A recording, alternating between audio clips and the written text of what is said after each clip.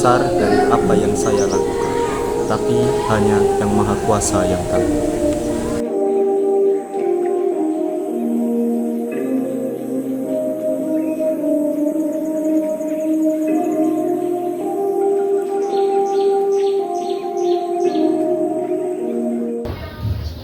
Mengapa kita tidak menaikkan tahta adikku?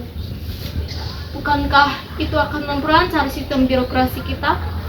Bagaimana mungkin di usia yang begitu muda Sri Sultan Hamengkubuwono V bisa memimpin kerajaan kita? Untuk berbicara saja dia belum bisa. Bagaimana jika saya yang menggantikan posisi adik Sri Sultan? Ketika dia sudah dewasa, akan saya kembalikan. Dengan begitu, kehidupan rakyat akan semakin terjamin.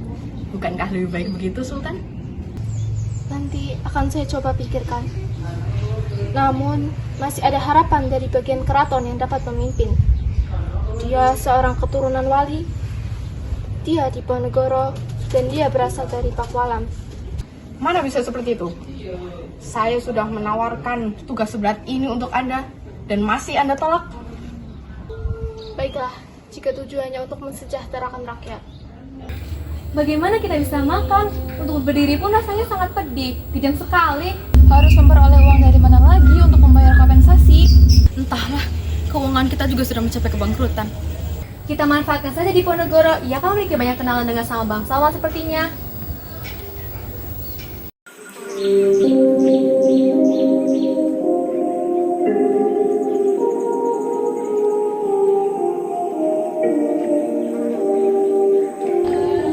Baiklah, saya akan usahakan. Tuan, pasukan dari Belanda memasang patok untuk membuat jalan dari Ajar hingga Panarukan dan melewati wilayah kita. Perintahkan para prajurit untuk mencabut patok-patok itu.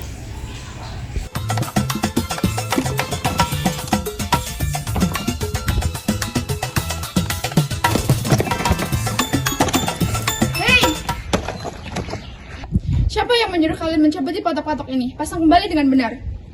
Tidak mau, kami tidak takut terhadap pihak Belanda. Pangeran Diponegoro sudah meminta baik-baik terhadap pihak Belanda, tetapi tetap tidak dihiraukan. Mengapa kalian berhubungan dengan Belanda dengan memberikan kompensasi tersebut? Dengan kami memberikan kompensasi tersebut, Belanda bersedia mengurusi semua tanah kami. Benar apa yang dikatakan Patih Danurejo, Belanda telah banyak membantu kami. Seharusnya kalian tidak berhubungan dengan Belanda, karena itu akan membuat rakyat menderita dan keuangan keraton menjadi bangkrut. Tapi Belanda telah banyak membantu kita. Memang apa keuntungan yang didapatkan? Banyak sekali, akan tetapi tidak bisa kami sebutkan satu persatu. Yang jelas kami akan tetap bekerja sama dengan Belanda. Kuatkan pasukan kita untuk melawan Diponegoro. Kirimkan korporat ke daerah Pekalongan dan Tegal, dan kirimkan Kolja ke daerah Emas. Tetapi kita tetap harus menguatkan pasukan. Bagaimana jika kita meminta bantuan dari pasukan yang berada di Sumatera Barat? Lawan sisa itu menanya terkait. Tuan, bagaimana caranya kita berlindung dan menyusun strategi untuk sementara ini? Lawan dulu sampai habis. Saya akan menunjukkan bagaimana tempat kita berlindung. Tapi keadaannya sudah sangat sengit, Tuan. Mari kita pergi ke Sorong dan membangun tempat ini. Baik, Tuan. Bagaimana kalian ini? Ngurus Diponegoro saja dapat jos! Serahkan surat ini kepada Diponegoro. Baiklah, nanti akan saya sampaikan.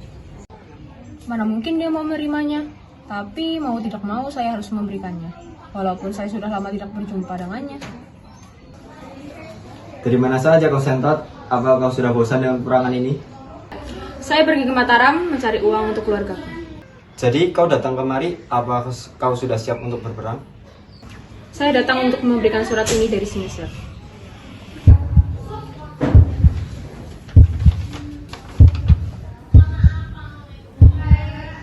Apa ini? Tidak mau, peperangan tetap harus dilanjutkan. Maaf Tuan, apakah kau tidak kasihan dengan istri yang menjadi janda dan anak-anak yang menjadi yatim? Bahkan Pangeran Abdul Rahim pun jadi korban. Pangeran Diponegoro pun memikirkan apa yang disampaikan Ali Basya.